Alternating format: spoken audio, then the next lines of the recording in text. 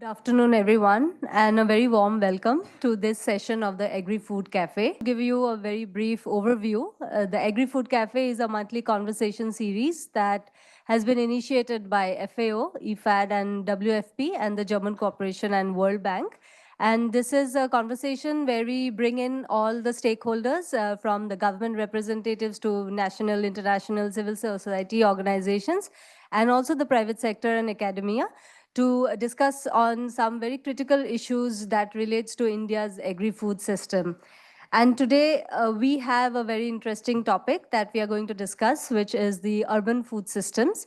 And for that, FAO has collaborated with COFTI, the Coalition for Food Systems Transformation in India Alliance. And to take this discussion forward and to take this session forward, I would first request Anita from COFTI to kindly come forward and introduce our speakers for the day and also the panelists. Thank you, Pooja, and good afternoon, everyone. I will first introduce the panelists. We have Mr. Pawan Agarwal from Food Future Foundation. He's the CEO of Food Future Foundation and former CEO of FSSAI. And we have Professor Eram S. She's professor at Bhaskaracharya College of Applied Sciences, University of Delhi. And we have Manvita Baradi joining online. And she's founder and director of Urban Management Center, Ahmedabad. And the moderator for the interactive panel session is Dr. Mukta Naik from Center for Sustainable Urban Livelihoods, National Institute of Urban Affairs.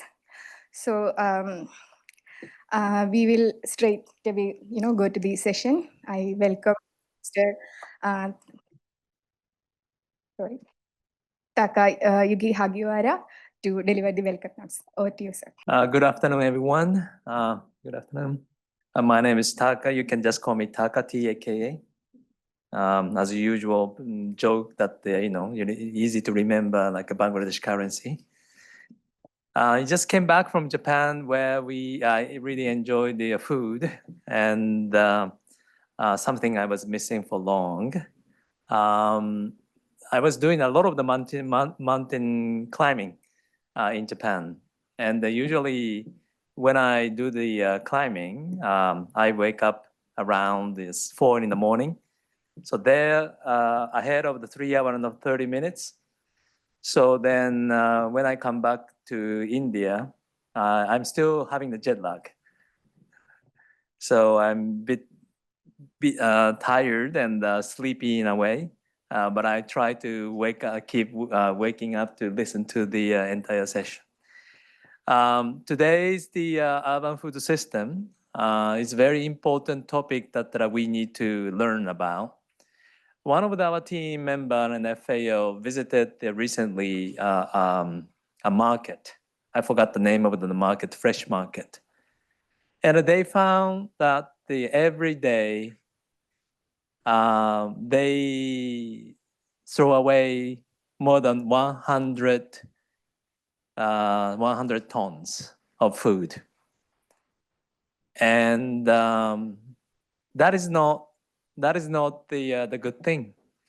Probably, India may be making more food than that we can consume, or there is no sort of the good planning or good transportation or good preservation or the good food processing. But all of this, the food that we see, majority of this food coming from rural area and an urban area where we live. And we are the key stakeholder of the food. We always talk about the farmers are the key stakeholders, but as a consumer, we have a lot of the responsibility, the way we consume and the way we dispose the food. At home, in Japan, and also when I was a child, we are told by my parents, even single grain of rice, we should not waste. It's a soul of the farmers. So my wife always cook proportionally, and we never waste. And we tried not to waste or dispose. So then, urban food system, there are everybody here living in New Delhi, and you have responsibility, huge responsibility, the way you consume and the way you cook and the way you throw away your food. And often I'm very sad, that we organize an event like this one or the event in a hotel. We order food. A lot of food being wasted. It's hurting, but at the same time, I don't know how to control it. But we should have the better idea to not to waste. In Japan, I see the less food wasted. And some of you have been to Japan? No one, some of you? Okay. And, you don't see the garbage on the street. And you don't find the garbage can on the street. People carry the garbage to home and then trash in the home. So this sort of applies to the, everything what we eat in Japan. When you order food, we order the amount that you can consume. And then size of the stomach of Japanese are very small. So then they order very small amount. So I really hope that, we will try to waste less. And then in the future, agriculture, the even half of the population here in India lives in a rural area, and the majority of them are the farmers. But in the future, number of the farmers will reduce, and then probably you may have the situation where that the farmer no longer producing the food, and there is a lot of the issue of the natural resources, especially in the water.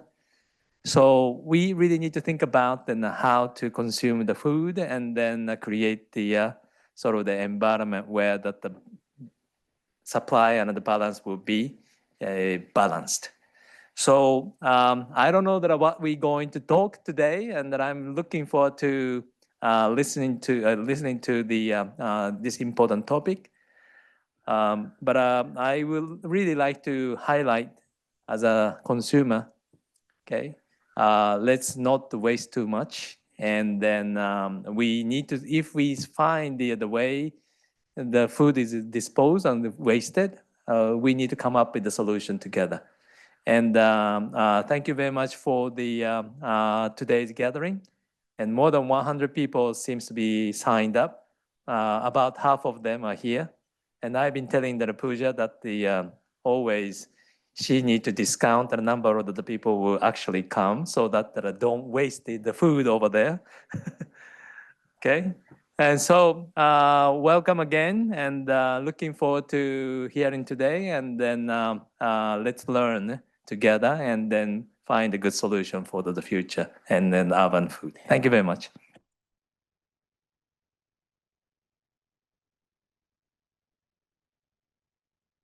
Thank you, Mr. Hagibara, for those powerful words.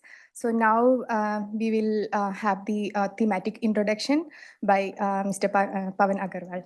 Over to you, sir. Good afternoon, friends. Mr. Taka has already set the context, and I don't think I have very much to add here. My slides, please.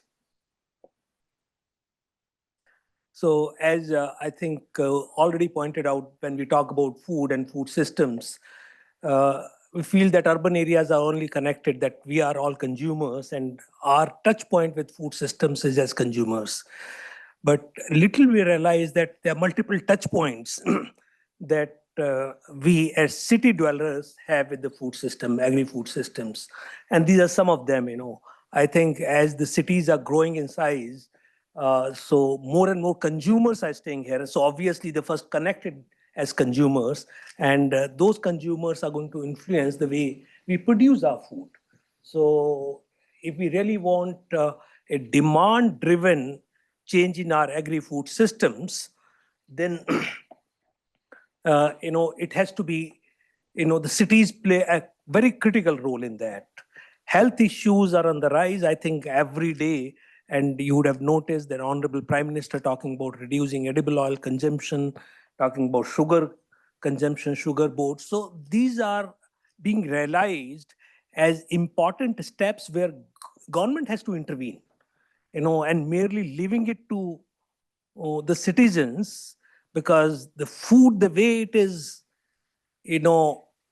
made available to us as consumers by the businesses, they have interest, they have vested interest. So they would like their food to be as delicious and as addictive as possible. And therefore, the reality of what we know as food is known to us only by the food companies and not by really either the health specialists or dietitians. Unlike Japan, where your dietitian system is so strong that they play a very important role in in enabling consumers to make the right choices. Jobs and livelihoods. We may not realize that globally, 2/3 of the people still are mostly directly and indirectly connected with the food production. And in urban areas also in India, I suppose it is around 1/3. So a lot of people, their livelihoods depend on food production, distribution, etc. So we are not merely connected with food systems as consumers, but also as producers and distributors of food. Long supply chains are creating climate change issues because the availability of all kinds of food for remotest part of the nation and remotest part of the world has its own consequences. Though it is enabling us to have better choices, but its consequences are huge in terms of the way we are moving forward in our development efforts. Food waste has already been highlighted, a very, very important issue, and the greenhouse gas emissions from the food gets wasted around 8 to 10%. So that is because of the food waste itself. But there are also innovation opportunities, and those innovation opportunities are, in terms of urban agriculture is, I think it is from the margins, it is coming as on the main stage in terms of discussions. It may still be in infancy in India, but in several countries around the world. So urban farming, terrace farming, growing your own food, these are trends which are likely to only accelerate as we move forward.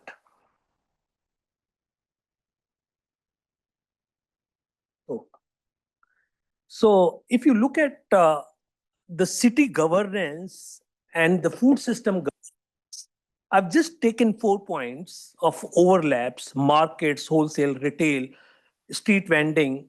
Maybe 2/3 of all of it is around food.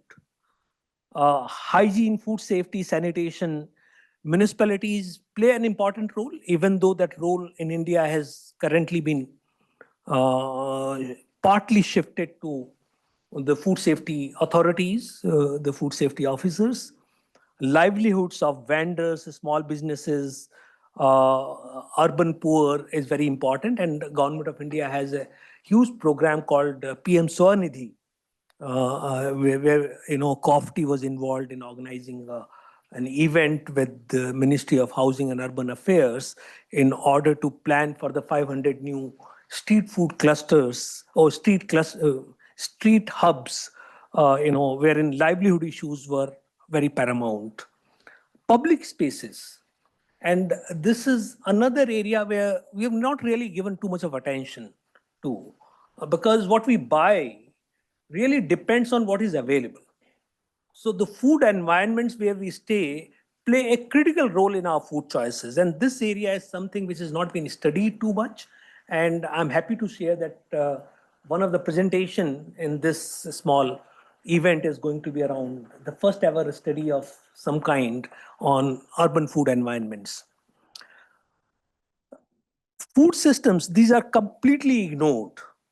The food logistics within the cities require a very different kind of treatment. I don't think that is really an important aspect of looking at our cities, And I can tell you, as a former Secretary Logistics, Government of India, that is not on the radar as well. Okay, urban farming, issue integration of agroecology principles into city plans. This is being talked about, but mostly by development partners, maybe by some bilateral agencies, UN system, but it's still not mainstream discussion. Food security, nutritional security is not on the agenda for urban local bodies. Waste recovery within the context of solid waste recovery is being talked about, but not really, because food requires very different kind of treatment. Food is organic waste. You can do a lot of different things with food waste than what you can do with normal waste. And that is not being looked at. In fact, India has one of a very successful food banking network, and we have Vandana Singh here with us, who collect food which is likely to get wasted, including the fresh produce from mandis, and then distribute it to the poor. But those initiatives are still at a very early stage of development in India. So I think there's therefore opportunities to look at food systems within the context of urban areas. So if we look at the future, again, I would, we would like to see that the cities begin to look as food as a key part of city governance. And that is not happening. And that was the main purpose when we organized and co-organized that event a few months ago with Ministry of Housing and Urban Affairs, was that how to get them more engaged with the food systems. Urban food systems obviously have to focus on maybe making more local food, seasonal food available, reduction of food waste, safer and healthier food for all. These are things that are not on the development agenda of the municipal governments today, unfortunately. But they can play a critical role moving forward. Policy and regulation, better rules for food safety, street vendors, markets, healthy eating, and finally infrastructure and facilities. So there are a lot of possibilities moving forward to look at food systems within the context of cities. So I'll give you just this example. This is an example about food vending, street food vending, wherein in my formal role I was associated, and we started creating, because street food is always, we like to have it, but for reasons of hygiene, we prefer not to have it. So therefore, as food safety authority, we realized that is there something that we can do about it? And we created a concept of clean street food hubs. Happy to say it is a cluster of street food vendors who are trained and a little bit of support by local bodies so that they can, prepare their food in clean environments and then, sell it to the consumers. So very happy to say that during my time, we had just less than 100 clean street food hubs. Now, what is the number today? 281 of them. We also started doing something with the fresh food markets in order to improve hygiene, safety standards there. These are certification schemes, may not be very visible to all of us because the India is so large, but this is beginning to happen. Now, taking a cue from there, Government of India under National Health Mission said that we will create 100 street food hubs.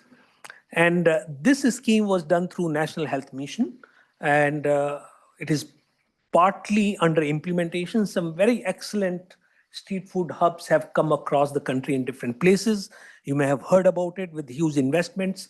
So even though Government of India gave very little money for it, but a significant contribution also came from the urban local bodies. Now, taking this forward to the next stage, and we have Mukta here with us, and National Institute of Urban Affairs is playing a key role in giving a shape to a scheme that has been recently announced to create 500 street vending hubs in the country. And obviously, they do not mention that they'll be focused on food, but expectation is that 2/3 of them will focus on food in any case. So that is on the drawing board, so to say. And I'm sure that with this, the multiple advantages of local, seasonal, genuine, traditional food available to citizens, which is clean, hygienic, will be available. And it will also provide employment opportunities to a very large number of people. It will also connect the urban food systems much better with the rural hinterland in the peri-urban areas. So there are multiple benefits of this, moving forward. So I mentioned to you about that during our workshop, we pitched for greater engagement of urban local bodies with the uh, uh, with the food systems. So in addition to that, there is also a scheme of Eat Right Cities, which was launched by the FSSAI. 11 cities were awarded for doing some work in this particular space, but unfortunately that scheme is now, it's no more working. Some work is being done by, the Indo-German Center for Sustainable Development with IIT Madras on looking at food systems in Chennai. So that is something very, very interesting to give us a sense of where we are moving. And as I mentioned to you, that Dr. Eram Rao will share with us her interim findings on the state of urban food environment in the country. Around the world, what's happening? Till about 2019, the UN did not recognize that there is a need for giving special focus on urban food systems. In 2019, they came about with the urban food agenda, recognizing various reasons that I mentioned before. And today, there is a large portfolio of activities that UN and particularly FAO is engaged in. I remember having discussions with Mr. Taka a few weeks ago when there was a special focus on urban food environments. And I think, the UN system has rightly thought that partnership model is the best way to move forward in that. And therefore, they are partnered with some of the ongoing initiatives. One of them being, I'll mention about two of those initiatives globally. One of them is the Milan Urban Food Policy Pact of 2015, which brought together 100 city governments across the world in Milan. And that has become a very powerful forum for bringing cities across the world around issues of food systems. And the idea was that how do we create multi-stakeholder models to engage with the food systems in a more organized manner in the cities. There are 620 innovative practices, there are awards, there are all kinds of things that are being done under the Milan Urban Food Policy Pact. Incidentally, India is also engaged with this. Not, I won't say very formally. I really don't have an idea whether Ministry of Housing and Urban Affairs is very keenly engaged, but several of our cities, including Rourkela, has got an award, one of the Milan Food Pact Award. ICLEI, International Council for Local Environment Initiatives, which is also part of a similar initiative like the COFT. This is a global transformation initiative funded by BMZ, GIZ, and they have come out with a city market handbook for healthy and resilient cities. And one of the cities that is featured in this handbook is Rourkela, as I mentioned before. Globally, something has been happening for decades, and that is the concept of food policy councils. That how do we bring food issues into the governance model of city governments? And this began in US, in North America in 1970s, and today there are 400 active food policy councils. There are different models. Some of them get recognition and support from the government and the local bodies. Some of them are independent of that. And I think some very interesting work is happening around the world through the food policy councils. And these are various opportunities that India has looking at food systems within the context of urban environments. So I'll stop here in terms of setting the context. And thank you very much for being present here in large numbers. And I may mention here that in August of last year, we had the COFTI had the first webinar on rethinking urban food environment. We had over 300 registrations for that. And that was an online webinar, so there was no issue of food waste or there was no issue of participation limit. So we had a huge response to it. It goes on to show that there is a lot of appetite for looking at food systems in the context of urban areas in the country. So thank you once again. Thank you. Thank you, Mr. Agarwal, for setting the context of our session. So now we will move to the two quick panel thematic keynote presentations.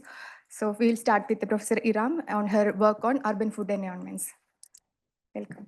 Thank you so much, Dr. Neeta. Thank you, Mr. Taka, FAO, and all of you who are sitting here patiently to hear us.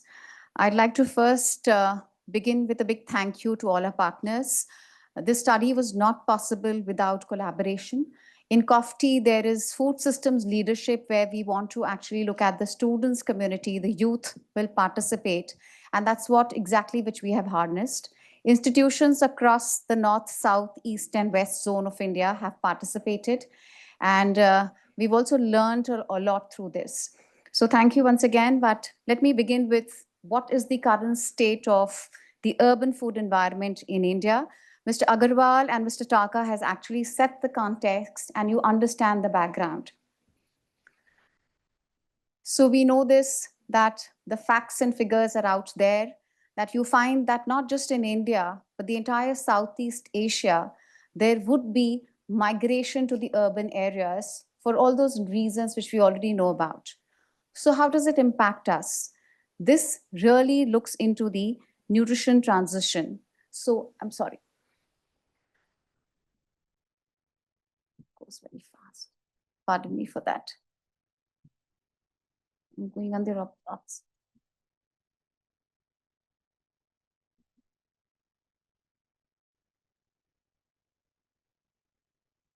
Second slide. Right. So the previous one. So the nutrition transition is actually leading to consumption of convenience foods, which are by and large ultra processed. And we find that there's a reduction in the intake of fruits and vegetables, whole grains, etc. And how is it impacting the country? This is leading to the dietary risks. And we find that more than 50% of our population is actually suffering from a whole lot of NCDs. So what is the need of the hour? We need to look into the policy framework really closely and look at evidence which will help us build a robust system so that, as Mr. Agarwal mentioned, that the urban health and nutrition can be the focus. So if you look at the definition of food environment, as he said, that we have just started talking about it, but way back in 2016, we understood that it is about enabling or probably creating barriers. So we're just trying to figure out that are your food environments conducive? All of us would want to have a balanced diet even when we are traveling or look for healthier alternatives, but you have those options over there. So primary focus of our study was to look at these 4 points, whether you have access to good quality food which is available, is it affordable to us, is it safe, and is it also sustainable? The methodology was we have adapted a tool from the George Institute for Global Health and the Global Diet Quality Questionnaire. We were able to make this particular tool and thereafter pilot it. After the inputs and validation by the nutrition experts, we were able to then make this tool was then converted into a smart device. A software developer was used to make a smart device which can be used on the Android phones, Ethical clearance was sought from Indian Institute of Health Management, Bangalore. And of course, a statistician was needed to draw a statistically significant representing sample from all the three socioeconomic strata, the low income group, the middle income group, and the high income group. What we looked into is the census of India, and we looked at those blogs where majorly the low income group people reside, and so for the MIG and the HIG as well. Thereafter, a training program for 3 days were conducted for the students. They had to go to the space there, wherever they were conducting the study. And one important thing was that this tool now needed to be translated into the vernacular languages. Initially, we had the ambition of covering 14 states. Eventually, we could only come to 11 states. There are a few who dropped out, but we had to then vet that tool also before all of this was sent for ethical clearance to Bangalore. We were happy to get the ethical clearance, and we were able to cover all these particular states from the north, south, east, and the west zone. Now, the socio-demographic data, if you look at it, throws up some very interesting facts and figures. And what are those? If you look at the age, and very truly, India is a young country, you find that more than 50% of the population was from 19 to 40 years of age. Females dominated when it came to the purchase decisions, because one of the caveat was we can only take people who are 18 years and above and who are responsible for buying, purchasing, cooking, or processing the food. So that's what is very clear over here. Education status, very happy to share. Most of them were graduates, followed by being postgraduates. Occupation, we found that majority of them were homemakers, but certainly we also had a whole lot of salaried and employed people as well. The other information, if you can see over here, is the dietary preferences. Yes, we know that we can be either a vegetarian, non-vegetarian, or a negitarian. But can you see that the vegan spot, you find about 67% of the middle income group people are starkly vegan. Of course, zero in the LIG space. Nuclear families, very obvious in the urban setup. And if you look at the income category, though we had taken equal number of the percentages, but when we did our calculation based on the NHFS 5, we found that 52% of the Indians which were surveyed fall into the LIG group, followed by the middle income group, which is 35%, and 13%. Coming to food accessibility. Now, if you look at the accessibility, we had given 4 choices. What you see on the screen is only 2 choices. So we looked into the nearby market, which is called a built market, where you can purchase your grocery items from. E-commerce platform. Then in India, typically we have these sabzi mandis, which are like local markets, you know, a Monday market or a Tuesday market, which we had classified as an organic market, and the PDS, the public distribution system, food banks, etc. You find 80% of them were happy going to the built market, which was close to their residence, to pick up their groceries and other food items. Roughly between 15 to 20% use the e-platforms to purchase the food. Interestingly, we find that between the gender, you find that more males were using the e-platform as compared to the females. And if you look at the education status, this is something very interesting. Higher the education status, more would be the procurement through the e-platform. And similarly, when you go to the income status, can you see? Higher the income group, more would be the online purchases through the e-commerce platform. The frequency of the purchases from the nearby market we find, so for the PDS, we had about only 9% people who were taking it from the public distribution system. So that is why what we've done over here for ease of understanding, the major portions from where the population was purchasing the food has been projected over here. So from the nearby market, you can see that the essential items of daily use, you know, your groceries like staples, pulses, oil, sugar, etc., is more or less purchased from that, including your snack foods, what we're calling them as ultra processed foods like fast foods, beverages, etc. Not a major difference if you see in terms of the frequency of the food purchased either from in terms of the food groups. So how many food groups did we cover? 15. Food items were 43. We've culled out only the major ones which are being actually purchased and used by the consumers. Similarly, here, if you look at the nearby market, you would find that it is the savory snacks which are being purchased mostly by the low-income group. Here, if you see the high-income group through the e-commerce, we find that it is the fast foods and the beverages. So more or less, the food items remain the same. But as we've said earlier, the education status and the income background, depending on that, these purchases are either made from the nearby stores, which are the built market, or probably from the e-commerce. Coming to the affordability bit of it. Now, these are the questions which we ask them, that which are these foods which you find are expensive, you wish they would be cheaper, you wish that there would be some kind of offers with them. So more or less, if you see in the low income group, they find rice being expensive. The middle class also finds this as expensive. And of course, the high income group is also looking at. So you can again kind of highlight the fact that our diets are just carbohydrate centric, and groceries is the mainstay. Pulses across the income groups, you can find they found it expensive. Nuts also expensive.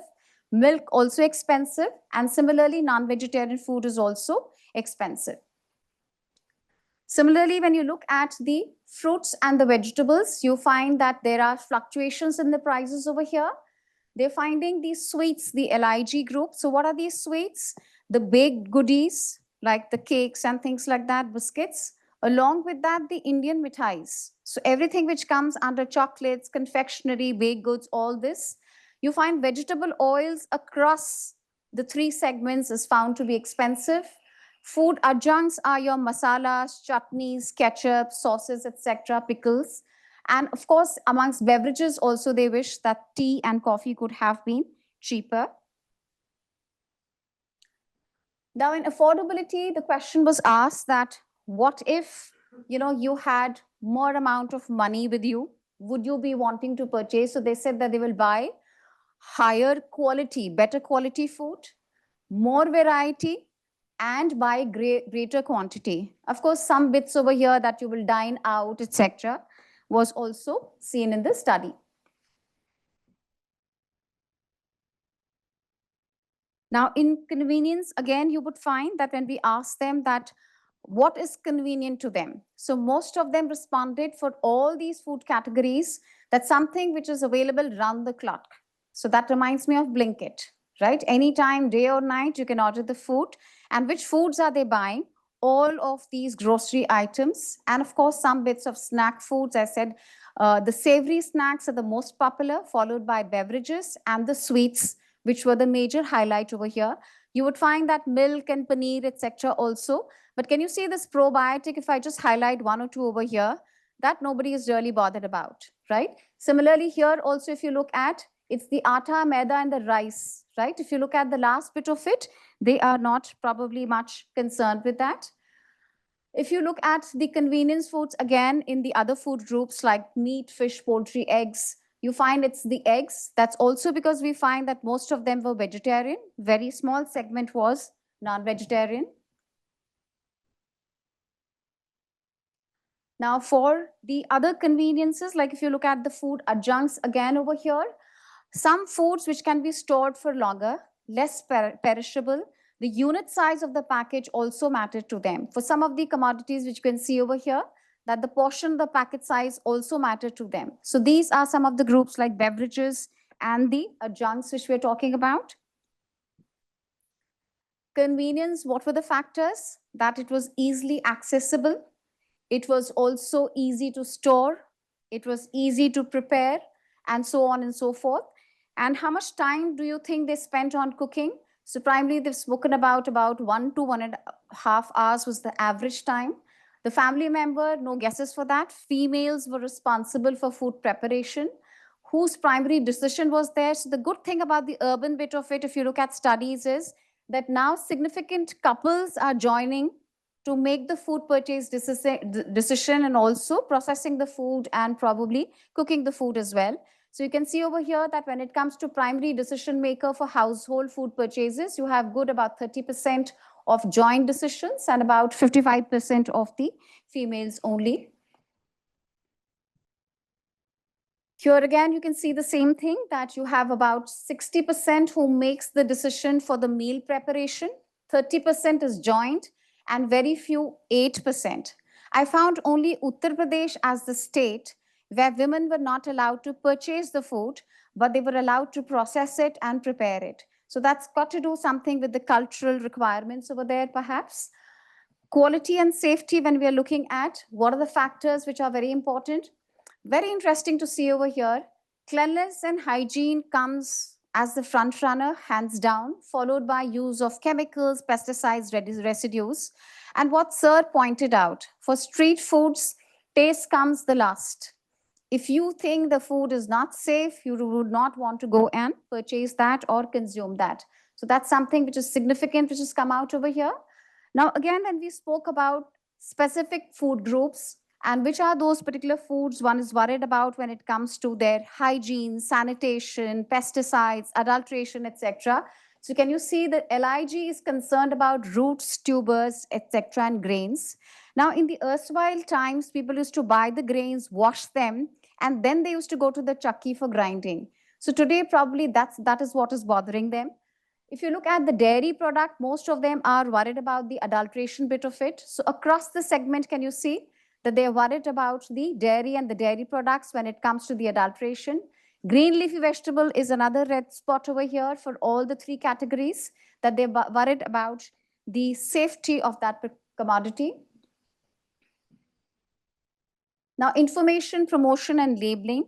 This is a significant aspect when it comes to the urbanites. And we wanted to know that, does this play a role in the purchase behavior? And certainly we found that about 40% of them are getting inspired. And how are they doing that? This is through multimedias. You have social media, television, promotions, newspapers, supermarket has offers, etc. So you find that whether this kind of led to a purchase, certainly it did lead to a purchase in all the three categories. Which was the most promoted foods? And that is what is put in the descending order.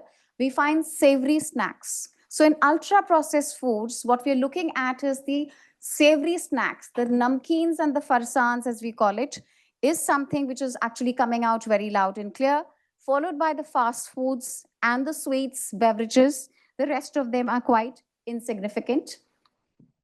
What is this? Where have they seen this permission? As I mentioned, we can skip through this through television and things like that, and also the social media. What is the kind of promotion they were influenced by? So you can see here, it is the product quality which comes foremost. And later on, it is the taste and whether it's good for you, etc. Similarly, what is the positive information they found? So they found that oil seeds, and there is no guesses that the International Year of Millets probably brought millets to the center stage for the urbanites. Of course, consumption of green leafy vegetables, etc. We also spoke about whether they heard any negative information. So yes, they also know that snacks are unhealthy for you. They are full of sodium, they are fried, etc. But does this kind of help them somewhere? That's the question which we need to look at it. The other foods are paneer, fast food, sweets, etc. They're quite a bit aware about it, that these are unhealthy foods. The presence of labels, yes, this is a heartening revelation that 90% of them actually see the labels on the food. But if you look at whether they read the labels, this is also heartening to know that the urbanites are reading the labels, about 70% of them. What are they reading? So they're first looking for that dot, red or green, veg or non-veg. After that, they want to know about the product or what is that brand, expiry date, ingredients, maximum retail. What is disheartening to know is nobody understands the nutrition label, and top down, you would see only 2% understand the dietary recommendations. So that means what Sir is talking about, nutrition literacy, simplifying the labels. These are some of the things which are coming out also. Sustainability is of concern to us, and that is why we wanted to know that when it comes to sustainability, what are the changes they have observed? So all of them said that they have seen there's an increased availability of foods. A lot of variety is there. They've also seen that there has been food inflation, increase in prices. And they've also seen a lot of imported goods now which are available over here. Now, when they asked about these changes, they have been seen typically in the staples. Can you see all these grains, the staples, pulses, legumes? You also have the dairy foods, which are of concern. Now, one thing which is coming out stark over here is that they are not consuming the green leafy vegetables. And that's where my concern is, the divide of the macronutrient and the micronutrient deficiencies. So the LIGs and the MIGs, really, if you look at that plate, it doesn't have that dietary diversification. It doesn't have fruits, green leafy vegetables, etc. So even if you ask them that question about availability, this is not there. Except when you look at the high income group, you find that they are pointing out that the vitamin rich fruits and vegetables, other vegetables and other fruits, they find them expensive. Similarly, for the ultra-processed foods, they find that those foods have become quite expensive. The LIG, MIG, as well as the HIG, and the fats and oils are also found to be expensive over here. Thank you so much. I'd like to acknowledge all these partners of ours. Thank you is a very small word for them. The amount of time, the students' time to go and do the survey, do the training, all the nodal officers, and also a big thank you to Shauna Dons and to Dr. Subarna Ghosh, who have actually worked on the food environment perception survey, which we have used to adapt it to our work. Thank you again. Now we will move to the presentation on urban street vending by Manvita Baradi. Over to you, Manvita. Thanks so much. And Eram, thanks for your presentation. It was wonderful to hear what you've done. And Pawanji, I'm so sorry I couldn't make it in person. Yesterday, it was so much confusion. Everybody said the airports are closed. I'm coming from Ahmedabad. And but however, in the morning, I heard that the airport was operational. So it's my loss. But sorry again. So hi all, I'm Manvita Baradi. I'm the founder and director of the Urban Management Center. We are a non-profit headquartered in Ahmedabad, but we have offices all around the country. We are the technical support unit to the Ministry of Housing and Urban Affairs, and that is where my perspective on street vending and also which intersects with our work for urban food systems becomes very important.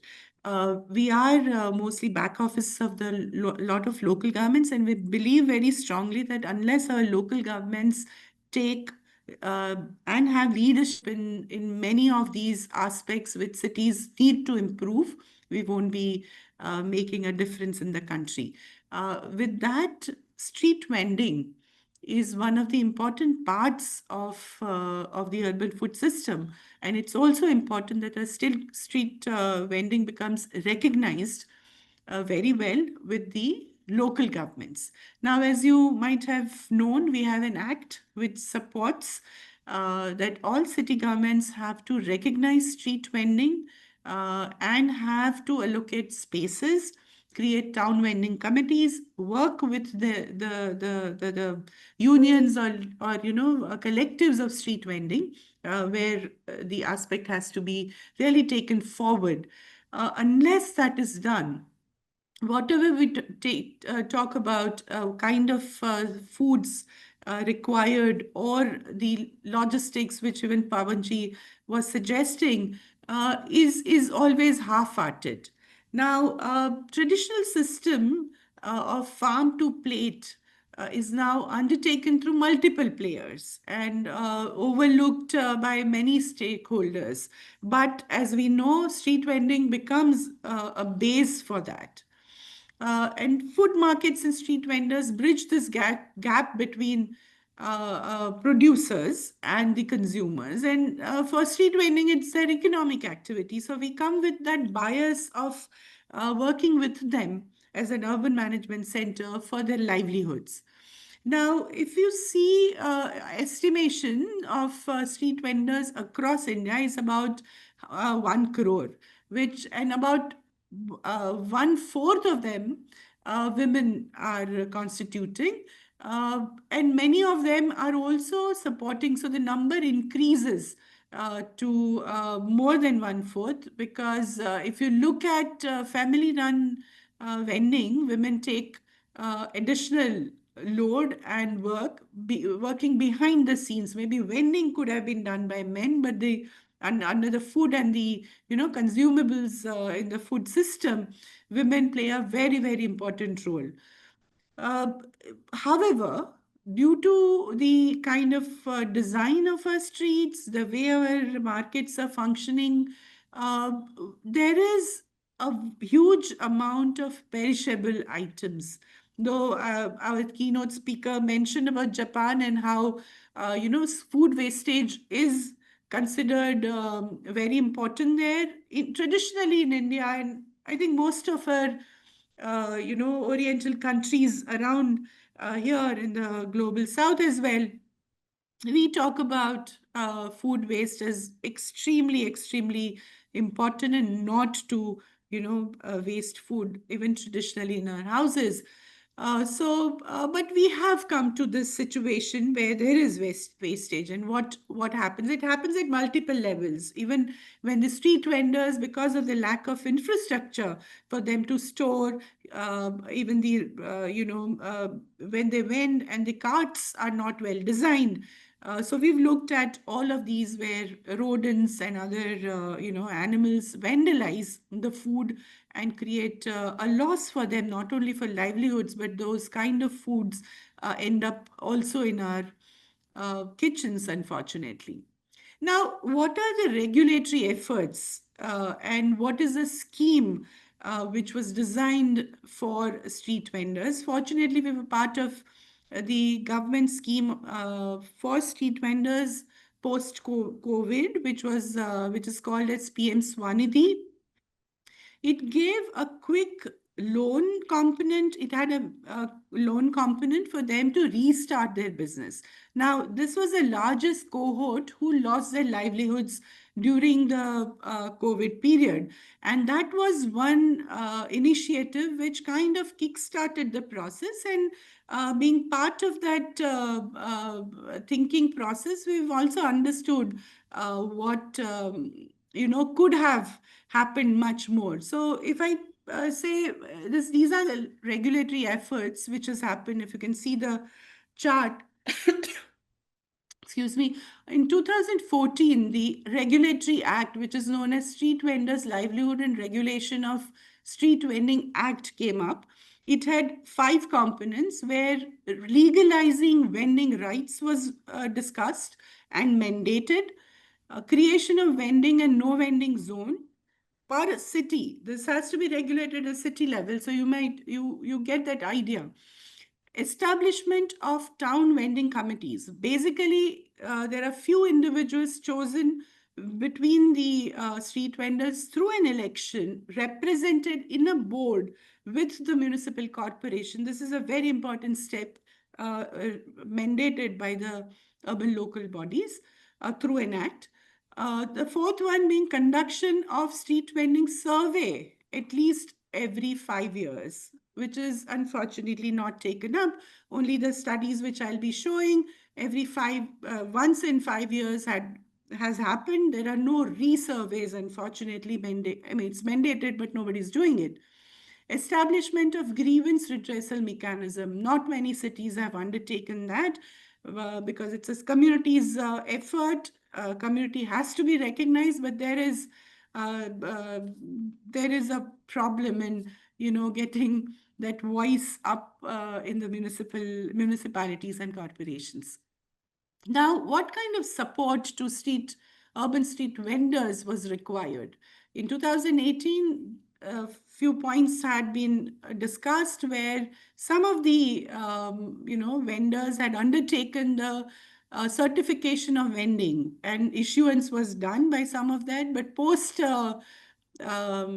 COVID, that became mandatory. A lot of relaxation to getting this issue, the certification came up. Preparation of street vending plan was undertaken by many cities, and I'll show example for that as well. Training and skill development was undertaken, and then credit and social security schemes such as insurance and getting them recognized was also undertaken through that process.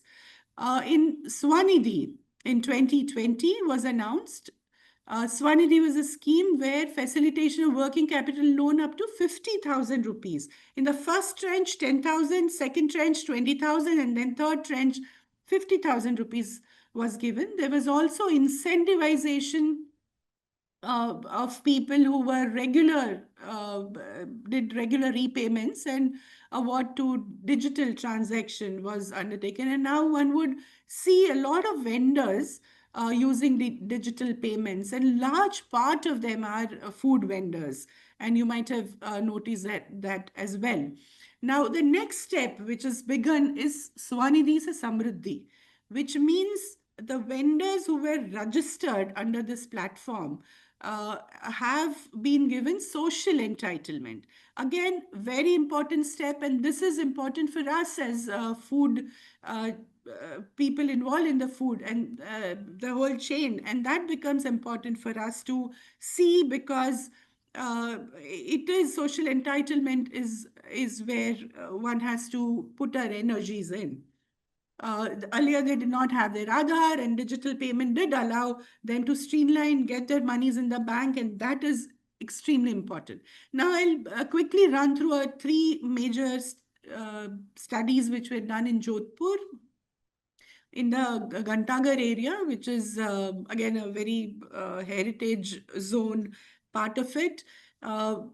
More than 300 vendors were surveyed, and more than 27% of vendors were female, with 20% of vendors sold food and related items. Major things which came out was hygiene. We've already talked about it, but we have evidence to show that toilets were extremely poor condition, and the vendors would use it and then vend, and unhygienic food would be supplied. So it was one of the major initiatives which required intervention with the municipal corporation. Insights from the Ahmedabad's wall city, 600-year-old wall city, many streets, many vendors were surveyed, more than 6,500, and large part of vendors were selling food for sure. 90% of vendors did not have vending license. Now here we also need to discuss the vending licenses are under the Swanidhi also is been issued by the municipal corporation. But now the state government also is being authorized to do food checks, etc. So I have a feeling that the coordination between the city officers and the state officers becomes very important in such cases, which many of our cities lack, because the state government officials also don't have enough hands and feet to go to each and every city and conduct proper licensing and quality checks. So that needs a convergence bit from all maybe stakeholders sitting here as well. And the last insight I would like to draw from Gandhinagar, a planned city. More than 50% of vendors were street vendors, because being a planned city, they had other shops and establishment allotted to for those kind of selling, but people still wanted to buy from fresh vegetables, fresh food, street food, etc. from the streets. So how the city design influences the choice of vending and choice of vendors who would sell the kind of commodities which are required. Now, what are the challenges faced by the street vendors? One, lack of recognition. There are delays in giving certification, certificate of vending, which are called COVs, and this intensifies because there is a confiscation, the eviction. The food vendors are mostly asked to leave.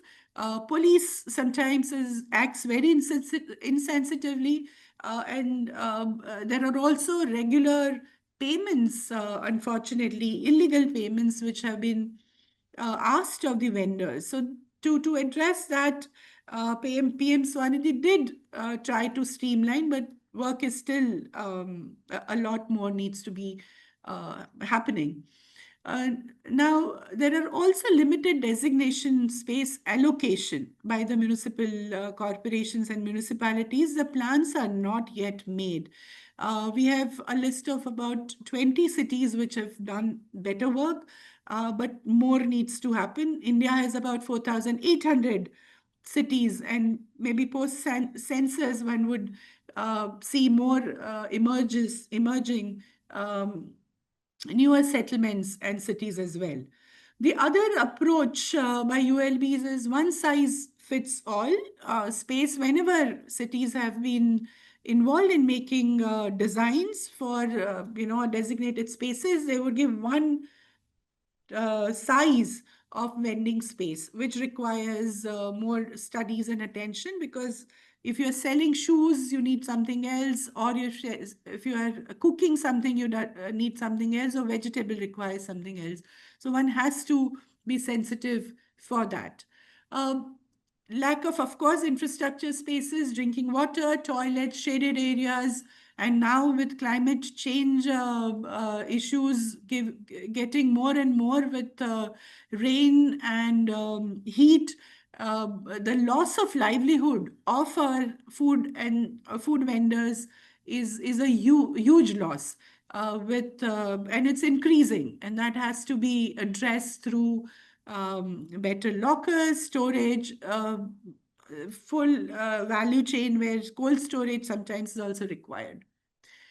The other hand, in governance aspect, one would see lack of coordination mechanisms of vending committees with the municipal corporation, and street vending committees have not been operationalized in many of the cities. Their voice has to be recognized by the municipalities, and that requires work with the city governments.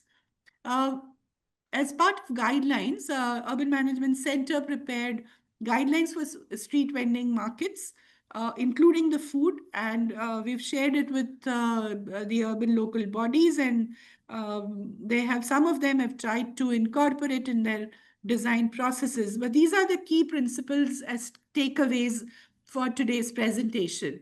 One, inclusion into city planning processes. When we talk about we need fresh and good food, street vendors are an important part of the fabric, and we have to include in the city's master plan, because unless it is statutory, nobody will listen to this.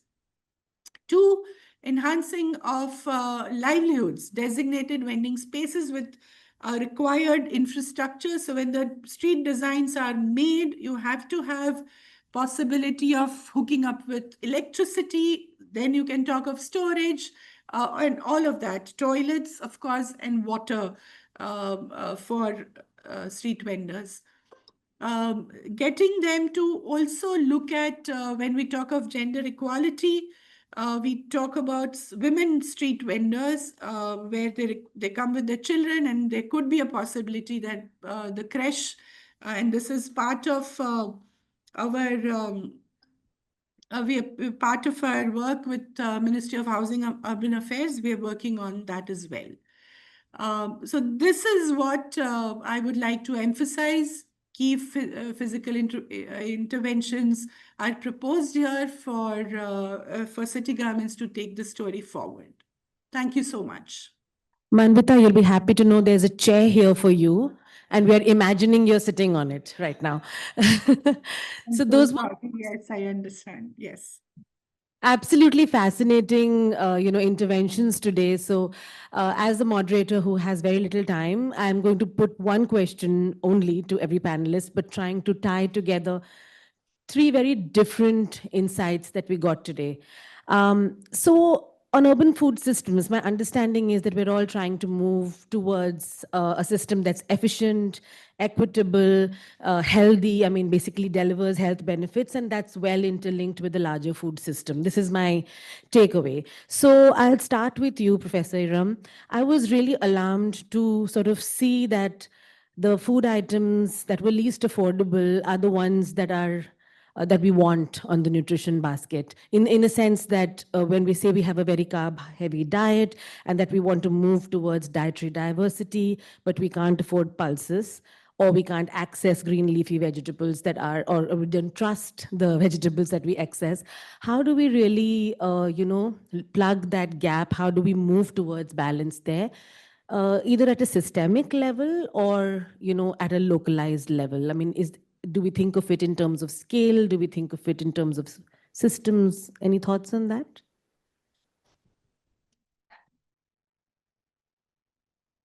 Sorry for that. So yes, that observation is very stark, and we have to now think from the perspective of a social behavioral change, right? So what I think is that why is it important for us is something which all of us have to answer. And whether it is any income strata, we have to learn to build a healthy plate. Easier said than done, because you don't find that easily available around us. Now, this change, I think I'll look at Mr. Agarwal, has to be brought in systematically, and it has to begin early in life. I always say mother is my first school and teacher. So what I'm eating today is thanks to, because that's what was served to me. So I think from there, if we can have the whole community-based approach involving the schools, and also all that it takes for us is to use this urban space to grow. He did mention about the vertical gardens. Dr. Vandana has been working on the Nutri gardens in the urban systems. So whatever space we have, can we have microgreens cultivation? You don't have to go out and buy any seeds. Our kitchen has all the seeds. Circular economy, don't throw out any dabbas. You can use those to grow, cultivate, and consume them. So some such pragmatic solutions, but it has to be from within me. I have to ask for it. And once I decide, then I think affordability becomes secondary. Everything will then move towards it, and probably we'll be able to inculcate this, And lastly, the convenient food is the cheapest. So that's how. And like I said, that we wanted to focus on the packet size also. So if you look at any snack foods, all the namkeens, chivras, the pastas and the Maggies, they'll be available for 5 and 10 rupees. Can I get a chapati for 10 rupees? Can I get a paratha for 10 rupees? Can I get a missi roti for 10 rupees? Though it is affordable, but that's not happening. Absolutely, and that sort of raises questions first on our behaviors and choices, but also on the regulatory climate. And do we? I mean, this is a big discussion, of course. How much can regulation do or can't do? But I'll come to Manvita actually, because there was this concept of the urban food councils, and some of the things that Professor Eram mentioned were about interventions in urban spaces which were related to farming, or easy interventions that we can make. So as an urban planner, how feasible do you think that is, and what is the pathway that we could possibly take? And intertwined with that, with street vendors being really important sort of conduits for developing these food preferences, in your experiences, how are street vendors actually assessing consumer preferences and adapting to them? And are they a possible lever for change in this, since we are working closely with these communities? Thanks, Mukta, for both the questions. And indeed, I'll take the second question first. Indeed, street vendors could be, because they are the community people, and they have the pulse of what people want. If if you see our example, the way in which they have adapted to digital payments is an amazing transformative story. Even if I want to buy dhania for 5 rupees, and I can give through, digital payment, right? And that if they want to take up, they will be educating themselves. However, with all of us put together, there is a need to work with them, sensitize them on the transformation of what needs, what kind of foods. And Dr. Eram very well mentioned the kind of foods which can be taken up for innovative selling can be done. Many of us have also seen that slow food movement is begun. However, it's only in few pockets of the cities which that is available. As an urban planner, I also would like to add here that systems are changing. the terrace gardens, farming over the in the backyards, etc. People are sensitive about it, but if put under the regulation, we will do much more. I think I'll end here. Thank you. Thank you so much, Manvita. Mr. Agarwal, to you now. On food systems thinking, we know that in the urban setup, there are some specific groups who have been very interested in making a shift. This could be coming from maybe elite groups of citizens who have recognized the benefits, the health benefits of organic consumption, or who have the time or the money to do something. But how do we really coalesce this to create a larger conversation? I'm asking you because I know you've been working for a long time on this, and this is a big spectrum, from street vendors to producers to consumers, and that to so many different kinds of consumers who fascinatingly have a very similar basket of consumption, just with different proportions. So how do we bring this urban food systems thinking going forward, knowing that our urban local bodies have limited mandates and capacities? What are the kind of institutions that we can bring in? How do you imagine an urban food council working in an Indian setup? I think food is on everyone's mind, okay, day in and day out. And if you look at institutional structures that have been quite successful globally, the city food councils, under different names, they did not come about by any resolution of the United Nations or by the governments. They came about organically. And in several national governments and the city governments have found merit in this and given them, recognition and credibility. Now, that kind of a grassroots kind of a movement, I won't say it's not happening in India. It is there. But this obviously, given the crisis that we are in, needs to be accelerated, and government can play an important role in making that acceleration happen. And that is precisely that whatever name we may give it, we may call it a committee, a group, a city policy council, food policy council, whatever name we give it, within the urban governance, we should basically create a multi-stakeholder group of people with those organizations and entities that are interested in it, they're engaged with food issues, and that brings that conversation begin to happen, which is legitimate conversation. And if there are some issues that need to be addressed moving forward, whether it is in terms of policy or regulation at a local level, whether it is in terms of infrastructure and facilities that are required, then they can be taken up in a more organized manner. I won't say that nothing is happening. Even under the smart city project, I'm sure that many city governments have done projects which are very interesting. E-Mandi project in Rourkela was one such project. But I think it has to be more organized. And that is precisely the reason that we engaged with the Ministry of Housing and Urban Development, Urban Affairs, that through this scheme of 500 vending hubs, why don't you bring this idea into fruition? I don't know whether that will happen or not, but we should continue to make a case for it so that it begins to happen, because it is such a complex issue. National policies will not really be able to address it. Some of these issues will have to be addressed at a local level. I'll give you an example. I was a few years ago visiting Gwalior Fort, and just outside the Gwalior Fort, it had a big restaurant with a glass window of the size of this size of a glass window, very colorful. I had a photograph of that, and very colorful, all kind of bottles, green, orange, black, so all kind of bottles were there. I think, and it was very hot during the summer, so everyone wanted a cool drink, something to drink.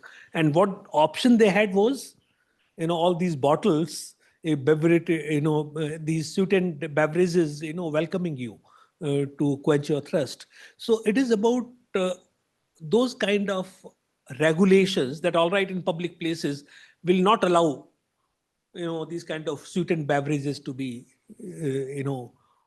sold, or near the schools. FSSAI came out with a regulation on the school food regulations, which is not being implemented at all, that within 50 meters of schools you cannot sell unhealthy food. There are a variety of reasons for it, but many of these things can be addressed at a local level, and this group of people can define for itself that what is important in that particular city. And therefore, the second idea is that this group of people can come out with a city food charter.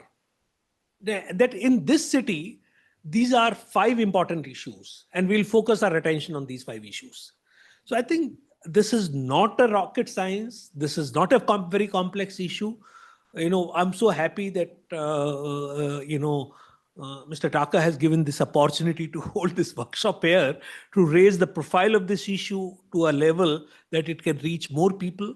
I think we should keep talking about it, bring it to the notice of state governments, national governments, and the local bodies. I'm sure change will begin to happen, because this is not difficult at all. Yeah, absolutely. It's also about connecting a few different dots, which I think are not so evident in people's minds. But I'd be happy to just inform you that Mahua has picked up on that again with some lull. So there are going to be 500 street vending hearts that are going to be built, and within which food hearts are a specific recognized category, where a lot of the work you did on safety, hygiene, and sort of inculcating those ideas are very much seated in the guidelines document. So I can, assure you on that. There is a little more. Yes, but the more to do it is not there yet. So we'll have to push a little bit more, on that bit. But on the other side, there's also a new urban livelihoods mission on the anvil, where again there's a push to involve women's SHGs and also elevate those producers. And these are urban SHGs. So we're not talking about rural production and urban consumption, but we're also talking about a lot of urban production that's now happening, especially in peri-urban areas, and promoting their goods. So exactly, so replacements for standard, say, aerated beverages with homemade beverages. So those kind of, so there are livelihood connections coming about through unlikely channels that we could possibly explore. We have very little time, but I think we should open up for a few questions since everyone's taken their time out here. So maybe we can take 3 questions, if people can make their questions really brief, and then do one final round with the panelists. Anybody wants to go first?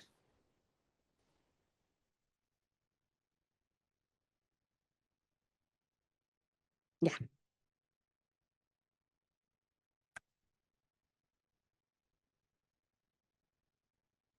So thank you very much for your presentation. And street vendors plays a very important role, but at the same time, we know that many of the food will be wasted because many of them are perishable. I didn't hear a lot about the role of the supermarket in urban food system. And then I know probably you had a very good statistics, low income, middle income, and high income.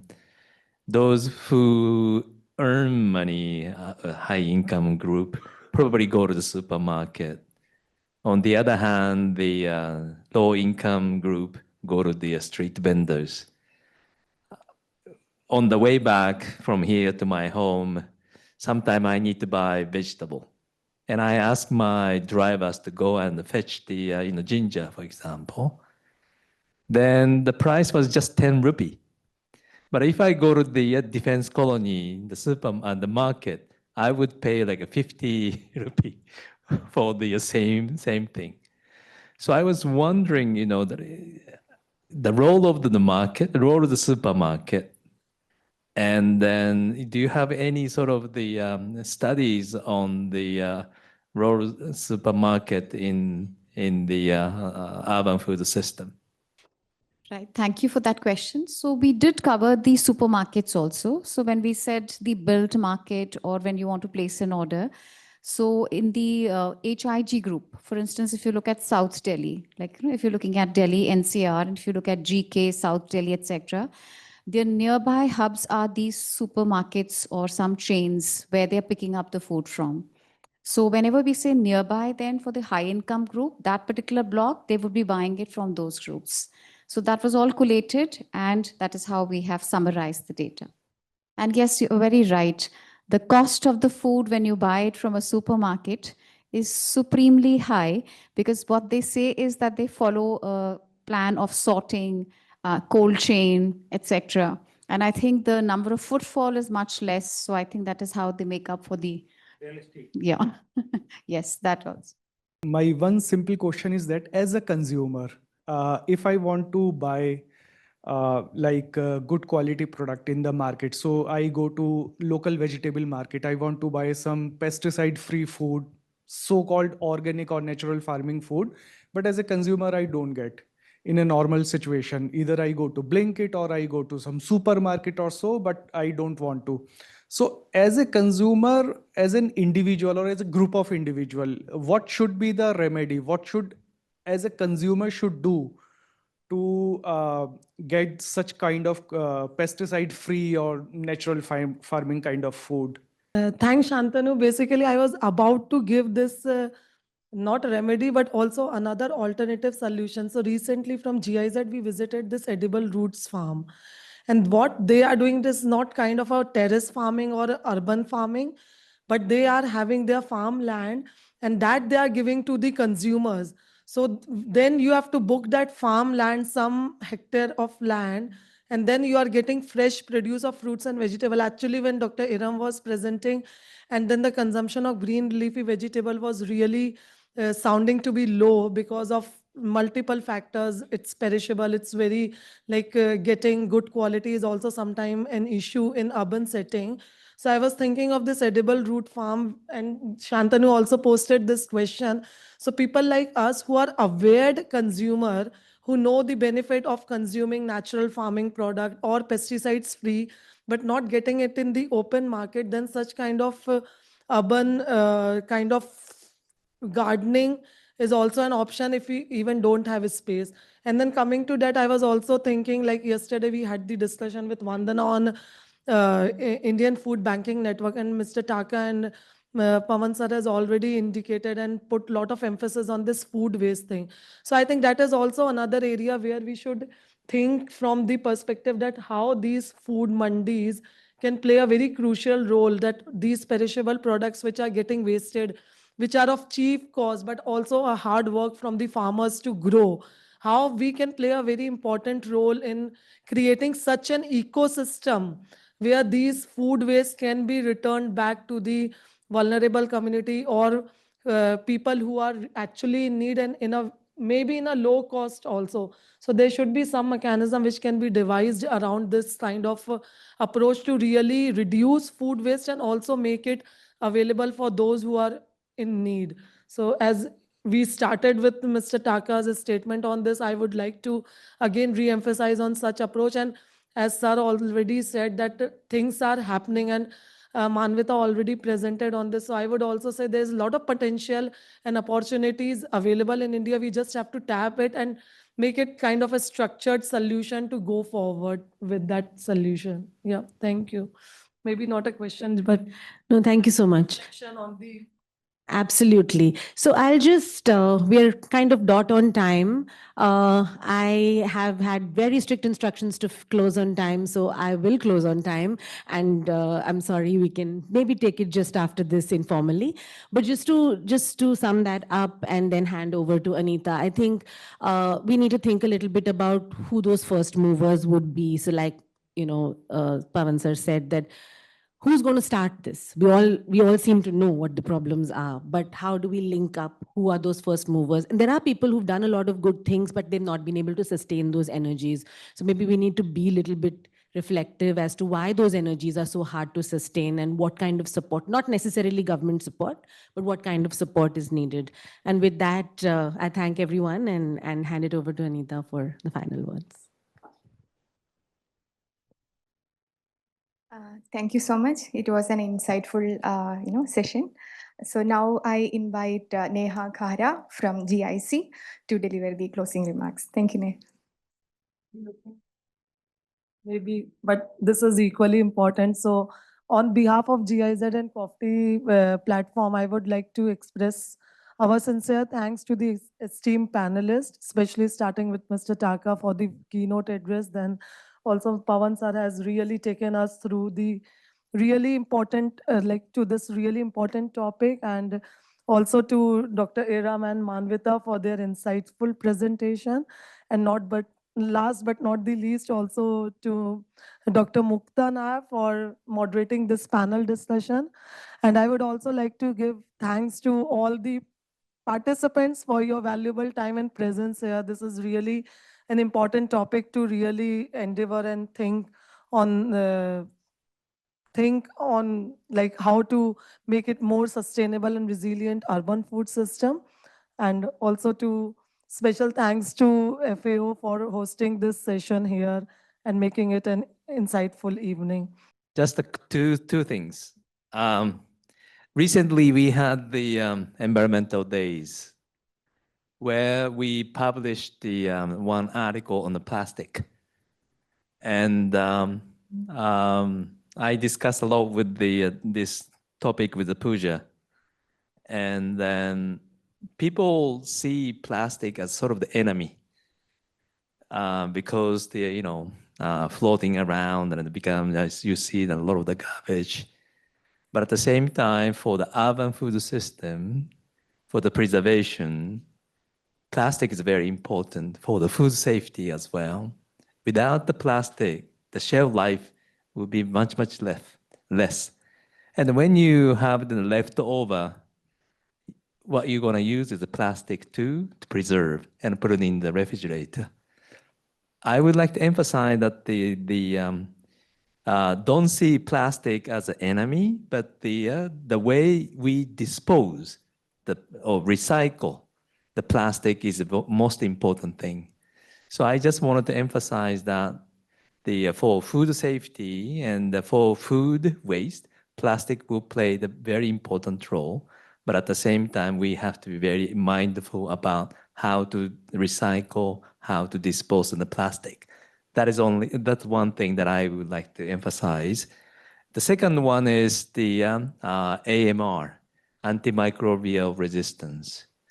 I talked to the one doctor 1 year ago, and he says during the COVID, many people are killed.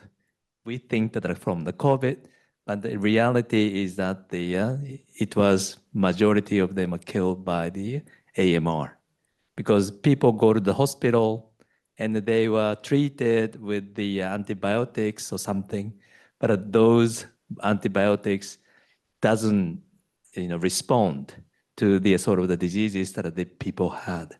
So I'm saying this, everybody consume food, chicken, some other fish or the whatever. Even the vegetable, we see that the antibacterial materials being used, medicines being used to preserve the food.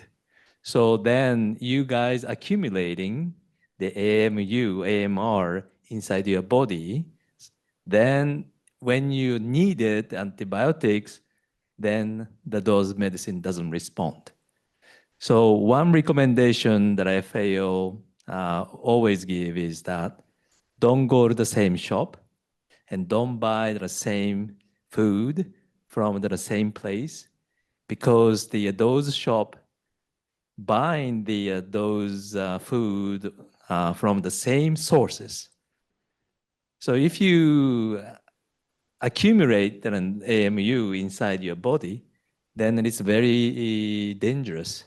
And even you have children, and many people, many farmers still using a lot of the medicine or the pesticide or even the antibiotics, even the vegetables.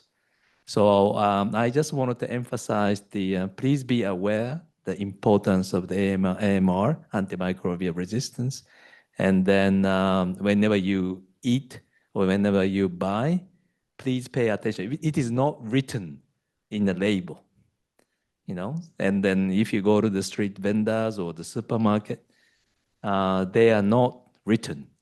But please be mindful that you are probably consuming antibiotics without noticing.